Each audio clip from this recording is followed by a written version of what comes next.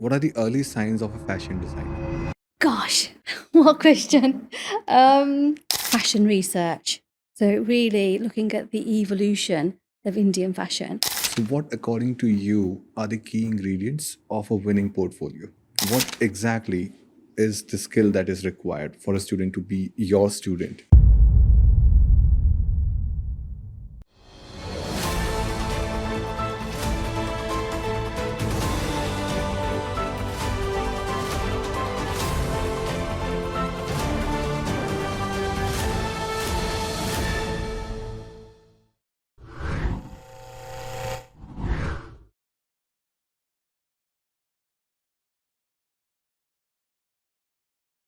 Hello, friends, and welcome back to yet another episode of Pine Talks, where we inspire knowledge, guide values, and empower future. And today we have invited our guest directly from Birmingham City University, who is the Director of Postgraduate Studies in Fashion and Textile. So, Jasbir, thank you so much for joining us today. You're very welcome. And for our guests, our viewers, can you please give us a little background on what you have done and what do you exactly do at the university? Okay, so I am actually an alumni of the course that I run now. So, my role is to lead Fashion and Textile Postgraduate Studies. So, I look after a bunch of courses that deliver everything in the supply chain from designing through to management. So, we have a suite of courses from MA Fashion Design, Textile and Surface Design, fashion promotion, cosmetics branding and promotion. We have fashion management, luxury brand management. So we have a whole suite of courses that looks after everything from the formation of a fabric through to the selling of a product within the industry. Oh, wonderful. And can you please also share your experience, your past experience, and how what uh, influenced you or what actually inspired you to pursue a career in fashion and design? So a huge question that goes back to my heritage. It goes back to my experiences growing up between two cultures. It goes back to my curiosity of why we do the things that we do. Why do we dress the way that we do? Behave the way that we do? And I'm very much informed by my parents, who were very creative. My father and mother came from India, and they migrated to the UK in the 1960s and brought with them their traditions and culture, and had a family. So me and my brother and my sister, we were born in the UK and grew up between two cultures. So exposed to music, film, um, culture, fabrics, clothing from two quite diverse areas of the world. And that's informed my curiosity and led me to really explore creatively, because that's something that my parents always did. So I grew up in a house where my dad was, I had a background in engineering, but also was very interested in crafts and in art. So it was quite normal for me to come home from school to the smell of oil paint and a 6 foot canvas in the back of the lounge, and a sewing machine that was buzzing away. So that was my informative years, and led to me then studying later in life in fashion and textiles. Wow, that's like growing up with creative people, like in a creative house, to be precise. Apart from that, I have read that you have done some research. So can you please tell us more about the research that you have been a part of? Yes, yeah. So my research, it's in two areas really. One is fashion and textiles, which is kind of the academic side, and then there's fashion research. So really looking at the evolution of Indian fashion.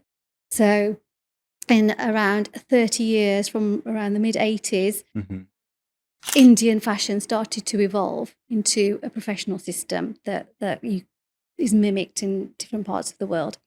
Um, and this was a new phenomenon. It hadn't really happened before on the scale that it began to work in the mid 80s.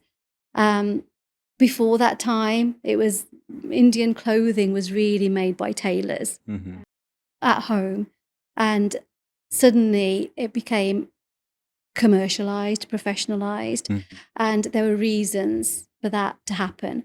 So a lot of this research is autobiographical. It's from my own observations of how attitudes and perceptions of Indian clothing has changed over the decades. When I was younger, it was terminally uncool to wear Indian clothes, especially at school. It was a real sort of difficult time to be accepted by your peers if you were visibly looking different. So it was rejected by my generation, really. So that really led me to ask questions about, okay, why do we feel like this? But as I grew up, I started to observe that it was becoming more glamorous. Designers started to emerge, and the perception of Indian clothing and fashion started to become quite desirable. And it led me to ask lots of questions about why is this happening now at this time, and it could that's formed the foundation of my research in why it's modernized, what's led to that, what were the phenomena that happened around the world, and that's what I've been tracking. So, was it around the time when we were switching from black and white media to color media? I think media, full stop. I think that Yeah. revolutionized everything from communication that used to happen in maybe pamphlets and illustrations, technology advancing everything, the speed at which we receive information, and that all impacted the pace of fashion. So we've gone from 2 seasons a year to a season that is every 6 weeks. That's the turnover of how fast clothing is consumed, which leads to all sorts of issues around the world. Now I feel that it's more of the role of technology, wherein the fashion industry has been a fast-paced industry already, but after the introduction of technology, like media, visual media, when it comes to television and movies, and the introduction of color media, because we used to have black and white media before, prior to 1975 or 1980, and after that we came in with Eastman color in technology, and I guess that's when people started finding fashion far more glamorous compared to how creative it was earlier. Yeah, I don't think it was the media so much that impacted the development of fashion in terms of Indian fashion. I think it was the education system that was professionalized, formalized, established within fashion design and textiles, and it was the development of NIFT Right. that first, I think, started the ball rolling. And it was a government initiative, wasn't it, I believe, that began that organisation, and it has spread to multiple campuses around India. But the first cohort that came out of NIFT are now the bedrock of the Indian fashion system. They are the royalty, I think, of the Indian fashion world, and have established it globally now. So it's recognised by every continent. When you see celebrities like Oprah, Cameron Diaz, Victoria Beckham, all wearing a sari, you know that it's infiltrated every part of society. And it's one of those garments that is traditional, it's unchanged in silhouette, but it's embraced by every culture. Massively important, very significant for Indian clothing, Indian fashion, that it's been embraced the way that it has now. And now we can see how Indian fashion is growing over the past 30, 35 years. Yes, yeah. So when NIFT created that cohort of students, and they started to create the fashion system, a professional fashion system. With that came the formation of the Fashion Design Council India, Lakme India Fashion Weeks. It created a platform for trading for fashion designers, and really formalized that part of commerce, if you like. And with that came all the magazines and all the media. And whereas I think the first fashion glossy magazine was Labas, now there's countless magazines. We have Vogue India, Elle India, Glamour, just to name a few. And many of the fashion houses from the West have embraced Indian identity too. Right. So, fashion's really interesting because I think that it represents societal change. It represents tradition, identity. It can be really exciting. It symbolizes changes in the zeitgeist, whether that's technological or it's cross-cultural, global, political. It represents all sorts of things. So I don't know whether you remember, but back in the mid-'80s, we had a designer called Catherine Hamnett who made these huge white T-shirts with political slogans on them and used them on the runway. So it's used, fashion's a vehicle for all kinds of messages, and really interesting to follow and be involved in. I mean, there's a lot we can talk about fashion. And this brings me to the next question, because students normally have this misconception that fashion is all about the glamour that you see in the industry, the catwalks, the Milan and Paris fashion show, Lakme fashion show. What other aspects of fashion technology or fashion education can you shed light on? And what kind of opportunities are available for students at Birmingham City University to pursue these kind of courses? Yeah. So in itself, when students apply to a course in fashion design, they might have an ambition to be the next big thing, to be the next Alexander McQueen or Coco Chanel or whoever they admire. And that's great as an ambition.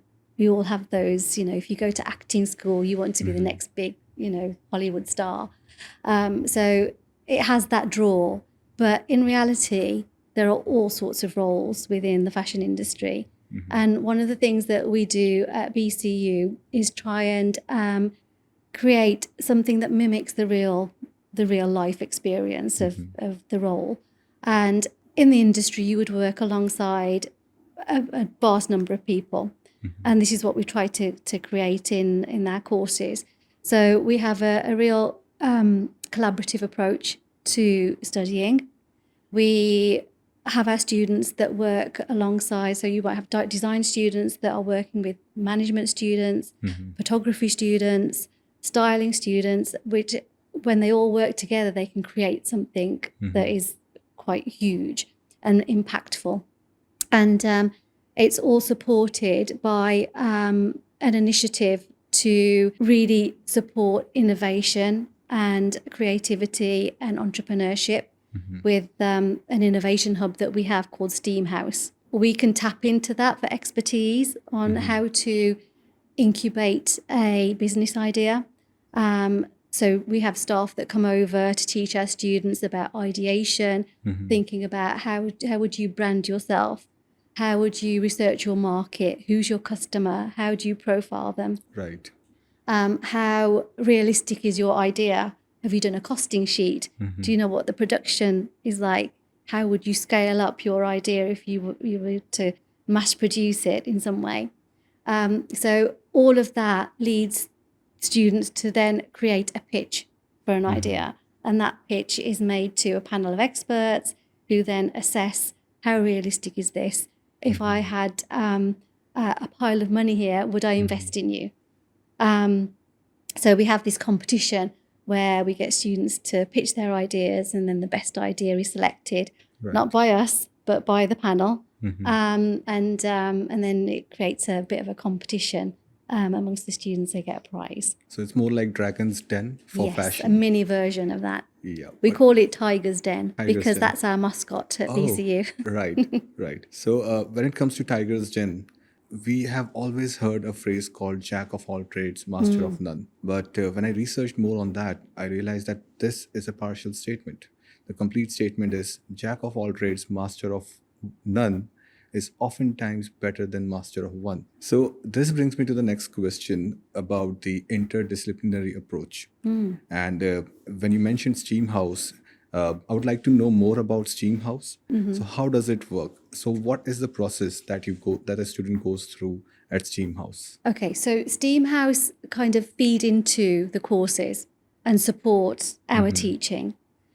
So we have a real collaborative approach with Steam House that help us to get the best out of the students and for students to see the potential in their work commercially. The conversations that students have are not just with staff, but we also encourage the community that they are part of, for them to really engage in each other's studies, to have opinions and views about each other, to be critical in their thinking, not just about their own work, but also when they are judging other people's work. And that helps them to all develop. And it's a very collegiate thing in terms of supporting each other. And it's something that we try to encourage when students start to join us, helping them to really understand their own work, see how other people perceive their work, and that helps them to grow and develop their portfolios, and respond to opinions that people have about what they're making, which is what you would have in industry. You know, you have to defend your work when it's interrogated, and to be able to explain it really well. So that's part of the process of learning. So I've met one of these professors. He's a very senior professor. I would not name him. And I asked him that, what do you see in a student when you get them on board, when you want to be their teacher? He's like, all I see is the way they hold their pencil. And that's all I look for. So what do you look for in a worthy student whom you would like to spend your time with? What exactly is the skill that is required for a student to be your student? Right. So this begins at the point at which they apply for the course. So the way the design courses are run, students actually create their own blueprint for the course. So although they're all doing the same modules, the content that is specific to them is unique to them. So when you apply for the course, you have a part of the application form that is for you to write a personal statement. And that's really important for us, because that's where we kind of gauge whether we can support your ambitions, your goals, the area of study that you want to pursue. So once we've seen or read what your ambition is, if you say you want to be a textile scientist, we know that we don't have the facility to support that. Right. So as long as we can see that we could potentially help you to unlock or develop your creativity, that's the statement from which we make our decision. So we look at your background.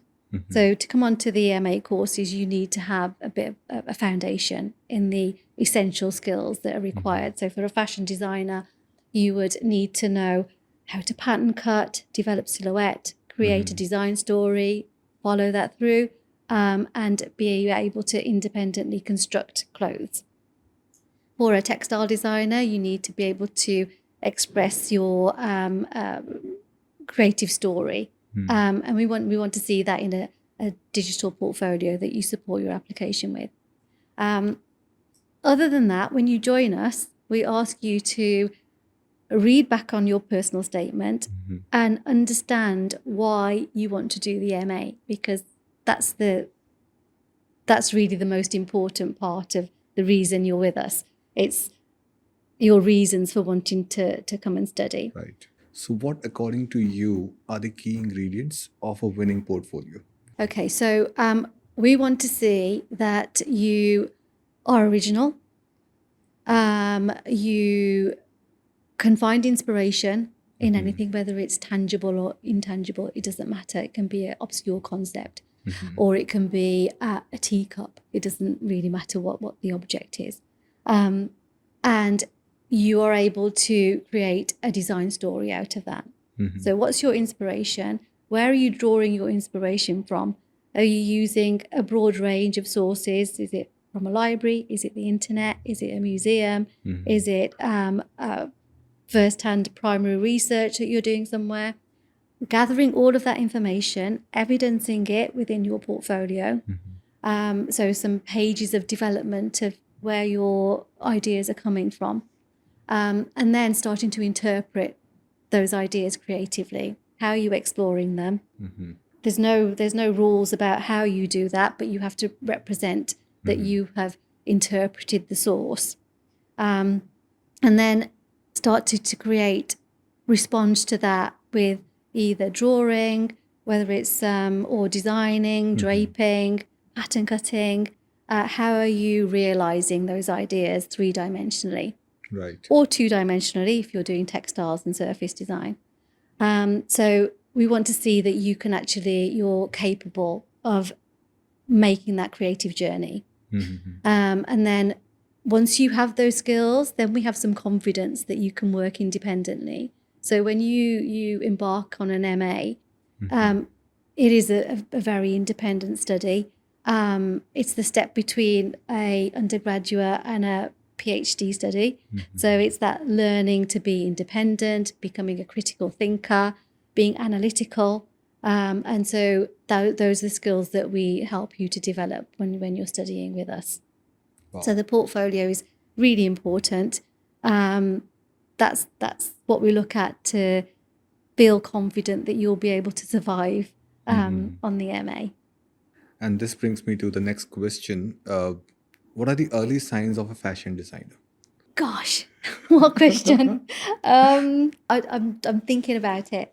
So I can only talk from my own experience. Yeah. I think that creative people are creative people, whether they like cooking, whether they like drawing, whether they like gaming. There's creativity and it's expressed in particular ways. And personally, I love to be involved in the creative process. So whether that's making clothes or making fabric or drawing with either a pencil or with a computer, there's ways of creatively expressing yourself. So I think that once you have that creativity, you can be adaptable to express it in various ways. And I think that when you're in your earlier years, it's quite easy to spot somebody that is that way inclined, and you can see it in yourself. So I think students that select to study creative subjects have been developing it for years. I don't think it's something that you just wake up one day when you're 18 and say, I want to study fashion. I think that you've known it for some time. And the number of applications I receive when I read personal statements, and so many of them start the same way. Yes. As in childhood, I was always drawn to, I was always making clothes for this, or I was always, so I think that you're informed by it quite early in life. So coming to the statement of purpose, I mean, now that we're talking about this, again, just like a portfolio, what is a winning statement of purpose for you? Okay, so having some idea of where you see your ambition, a sector, let's say, whether it's menswear, women's wear, children's wear, androgynous fashion, culturally informed. We want to have some idea of where you see the vision for your work. Because once you're on the course, it's so fast paced that the journey, you begin it and before you know it, it's finished. And you've gone through this massive period of growth that you don't even realize until you get to the end, and then you reflect and then you think, oh my God, I was that person when I came onto the course and now look at me. So if you have a clear vision of where you want to begin, that's all we need. Because you need somewhere to start. You need to have reasons for doing what you're doing. Now, sometimes students come onto the course and within a few weeks, they've changed their mind, which is absolutely fine. So there's always reasons, and this is why we get people to start to think about, why am I doing what I'm doing? If I've changed my mind about what I'm doing, what's happened? What am I learning about myself or the industry that's making me shift my direction? Right. So as long as you can justify the changes that you're making, then it's valid. And that's what you would do if you were in industry. If you're running a business or you're in a job and you do things one way and they don't work, then you would logically try a different way to make things work. So it's the same process. So it's kind of like adaptability. And not changing things for the sake of changing things, but because there's reasons behind it. So in a statement, we just want to know that you've got somewhere to start, you've got an idea of what you want ultimately, and then we can help you to and guide you to reach that place. So, what all courses are available that we have at Birmingham City University for masters in fashion? So we have a fashion communication course, and that includes fashion styling, fashion promotion, and cosmetics branding and promotion. So that would be the next part of the process that the designed collection would go through. So students look at how to communicate fashion design to the consumer or to industry. And then we have two other MAs that are fashion management and luxury brand management. And they really look at the development of a product, the journey of the product from conception through to the consumer, so the entire supply chain. So of all the courses that need a portfolio, a digital portfolio, would be fashion design, textile and surface design, and fashion styling. So we need to see evidence of your creativity in those courses. All the other courses that I've mentioned don't require a portfolio. They don't. So you could come from any diverse background and then convert into a fashion specialism or luxury brand cosmetics. So we can recruit from all sorts of different subject areas for those courses. So, when it comes to fashion industry, when we have such a diverse, list of courses, what kind of research should a student do when it comes to deciding on which course is going to help them in the future? I think part of the process of being on any course is your personal development, and knowing that what you're learning is adaptable. So, on our courses, when we create our modules for learning from, there's various issues that we think are important to students. So our courses get refreshed every 5 years to make sure that they're still relevant to society, to students, to just life in general. Right. And so there's various targets that we make sure that we are hitting that are issues around perhaps sustainability, innovation, entrepreneurship. So the subject area, although it's fashion and textiles, those skills that you develop, they might be technical skills in the subject area, or they could be soft skills in terms of developing yourself as a confident presenter that can communicate within an organization. And if you think about it that way, then you can apply that to all sorts of industries. So yes, you develop expertise in your subject area, but you're also developing yourself as a person that is employable and has employable skills. So those are some things that we are aware of. If you go and do an English degree somewhere, you don't necessarily end up being a novelist and writing for the rest of your life, but you have developed a degree of education, and that's adaptable to various roles within industry and employment. So, talking about adaptability and learning new things, this brings me to my next question. How flexible fashion industry is compared to all the other industries in design? I can only go by the destinations that some of my students have gone on to. Mm-hmm. So they might have studied, let's say, textile design. Mm-hmm. We had a student a long time ago who studied textile design, and now he is a stylist, fashion stylist Mm-hmm. to the stars in Pakistan. Wow. So when you talk about adaptability, Mm-hmm. I don't think, although you have an idea in your mind of what you want to be in the future, you don't know where your life's going to take you. You don't know who you're going to meet. You don't know what opportunities are going to present themselves.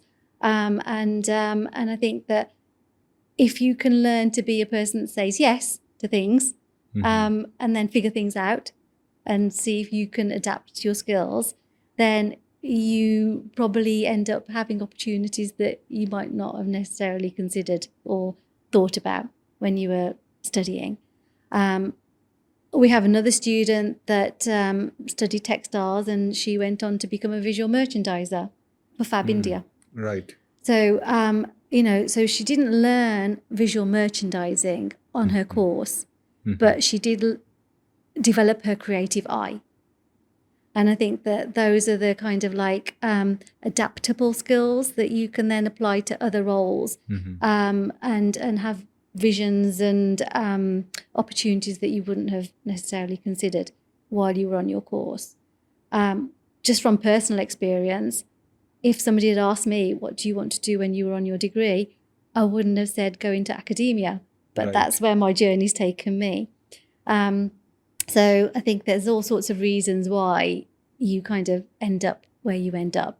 And I think that's one of the things that we tell our students, that we try and get our alumni in to share their stories.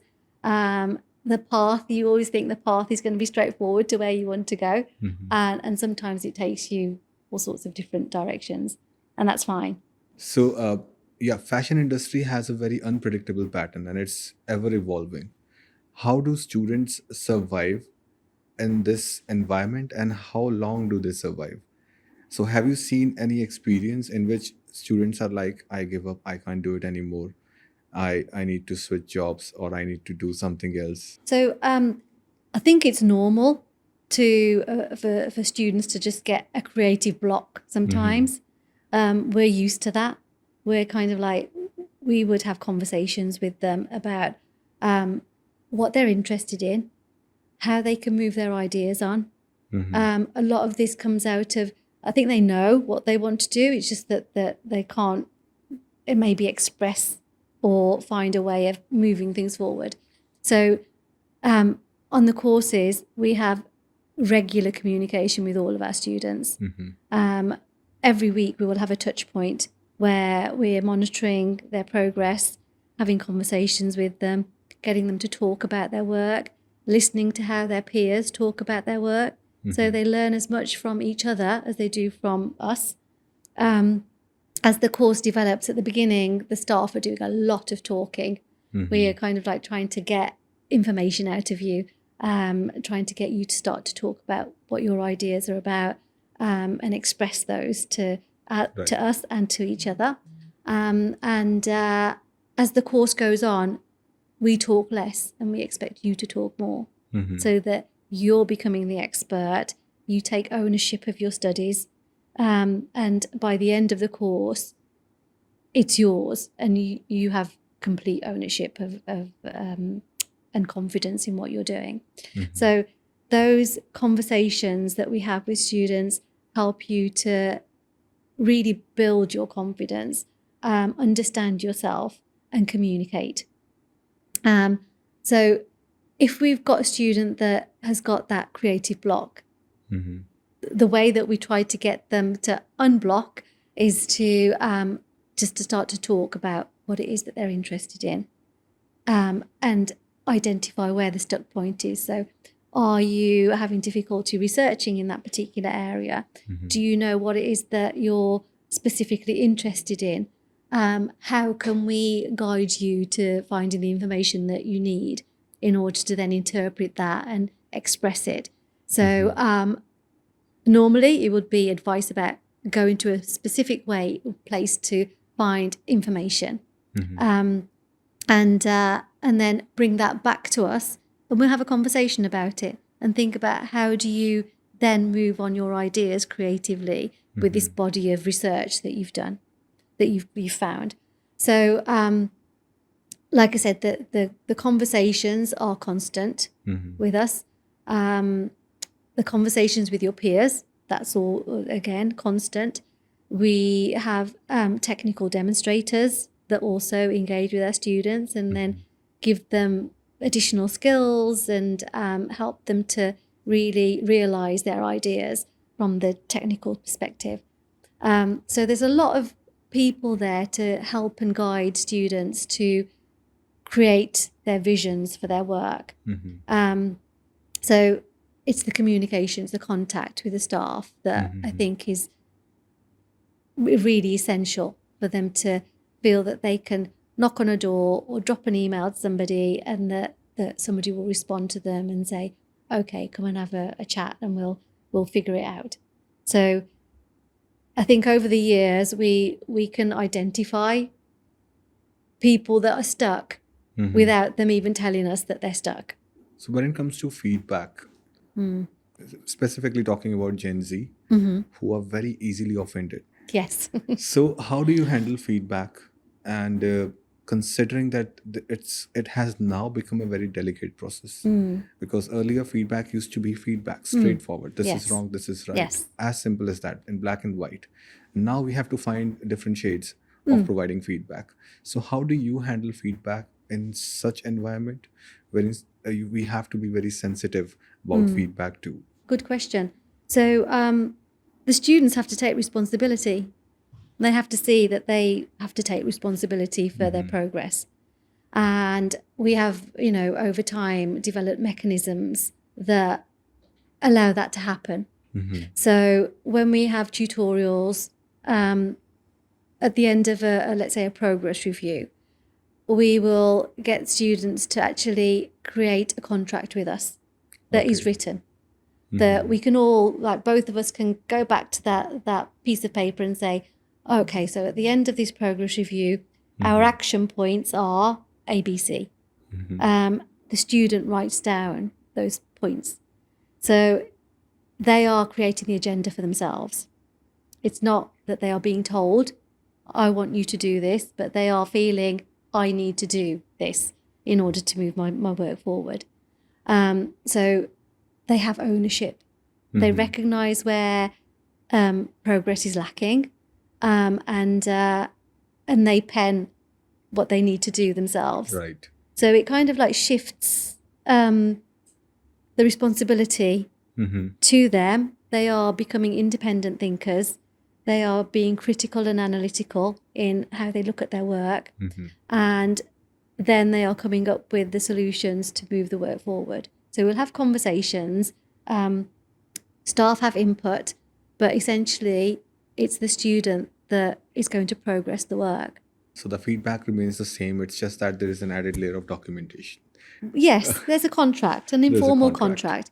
In addition to that, we have every module that a student does, they get feedback from us. Our assessment form has feedback and feed forward. Right. So it's not just about this is what we think of your work, but we also add in comments as to when you move on to the next set of modules, then we want you to think about these other things. So think about the feed forward advice and apply that to your future assignments, so that there's growth that happens. It's not just handing in the work and getting feedback about what we think, but also thinking about how do you develop from that point to the next stage.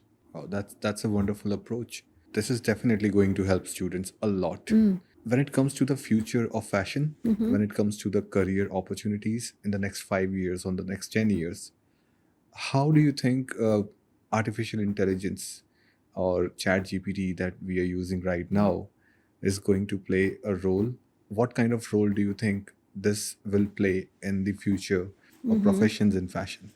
It's really interesting. I mean, I don't think it's particularly a new phenomenon. You know, at one point, computers came into education and created challenges for us, and now we have AI, and Right. that's creating challenges. But I think that we have to see them as tools, you know, to help the creative process. And we're all figuring all this out ourselves. You know, lots of educational establishments are trying to work out, how do we use AI? How can we use this not to cheat, but to actually enhance creativity and education? And you know, we use things like Clo 3D. Our students are trained in. That is a form of AI, because it allows you to simulate design in an artificial way, but also to trial your ideas in a sustainable way too. So Right. you can kind of like map your silhouette, see if it works, see if the pattern pieces actually fit economically onto a piece of fabric. All these things are there to help us to maintain that sustainability angle in our practice. And now with ChatGPT, again, it's another new tool that we will find ways of adapting and working with to support studies.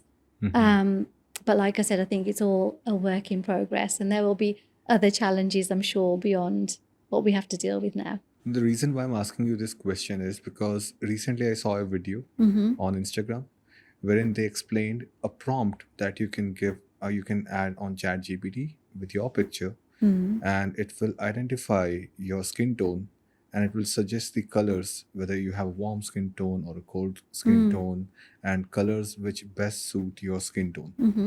I'm sure it's a part of the fashion assessment when it comes to identifying models and which model is going to wear what color in the fashion show, or when we are selling the products in the market, when it comes to fashion merchandising. It's a part of the process. So do you think this kind of learning or this kind of skill is going to die in future because chat gpt has taken over?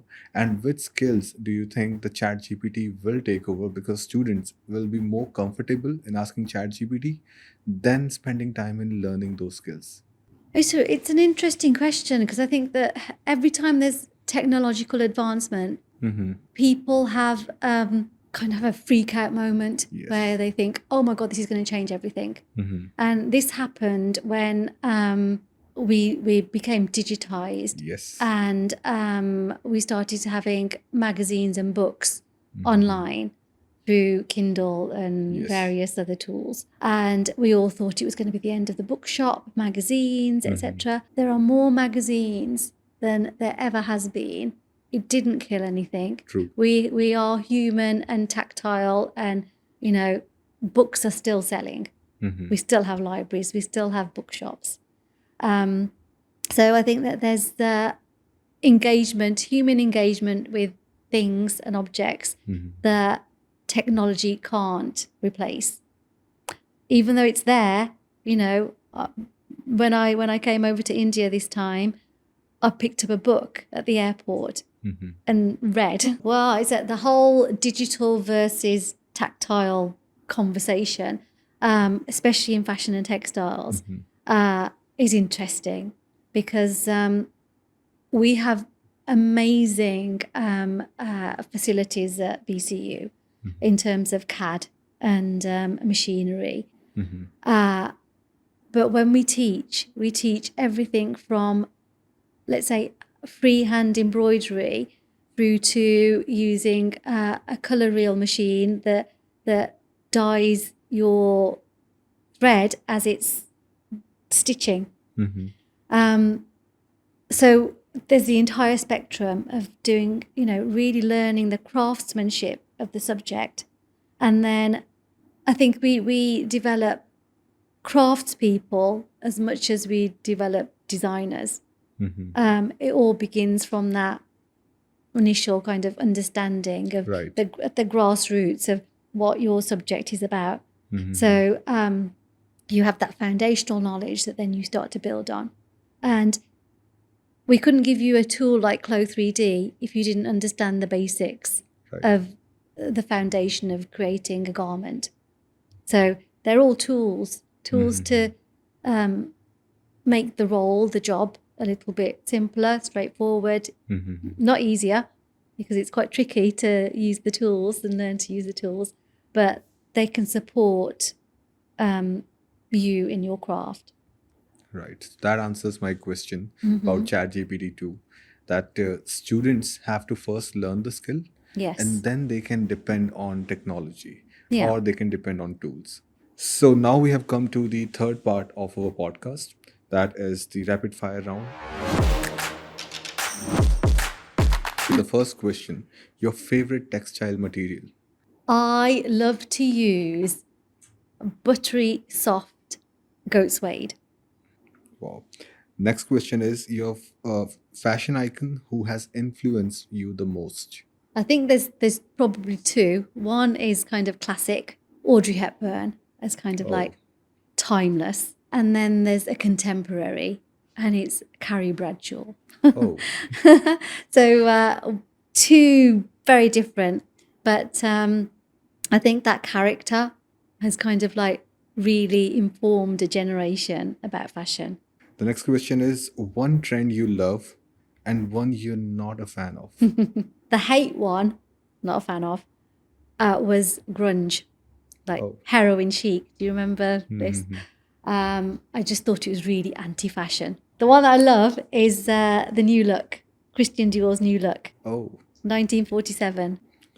perfect. So the next question is what is your favorite outfit or your go-to outfit for a teaching day? A black dress.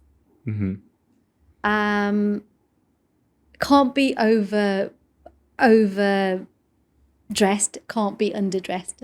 So it's kind of like a staple. But I will go to work in fringes one day or sequins and feathers the next day. Wow. So I love fabrics. I love dressing up. Next question is best piece of advice or best piece of career advice that you have received. Years ago, somebody said to me, dress for the job that you want, not for the job that you have. Right. The next question is if you could collaborate with a designer from past or present, who would it be? Izzy Miyake. He's kind of like an architect of fashion, of clothing, and so innovative. You kind of want to, if you're me, you kind of want to get in his head to understand what his creative process is, because his silhouettes and the way that he manipulates fabric is really innovative. So yes, I think it would have to be Miyake. Perfect. And what was your most memorable fashion moment other than 1947? No, I think that my most memorable fashion moment was Paris in 1989, my first visit there. And I walked into a fashion store and saw all of these fabrics, and the shop assistant dressed in a way that my mum dressed. Wow. As in all Indian fabrics and silhouettes. And that ignited my curiosity into why are things the way that they are? Why is the world interested in Indian fashion and clothing? What's happened to make that happen? So yeah, that would be logged in there. Perfect. And now the next question is biggest lesson learned in your career? I'm still learning. I don't think I could identify or pinpoint one lesson. I think you always have to be ready to learn new things, be adaptable and grow from your experiences, like reflect and grow, and always be ready to say yes to things and then figure them out. That's wonderful advice, and we can also keep that as the best career advice. So the next question is your favorite thing about your job? Oh gosh, I love to be part of the journey of unlocking somebody's potential, and for them to recognize that in themselves.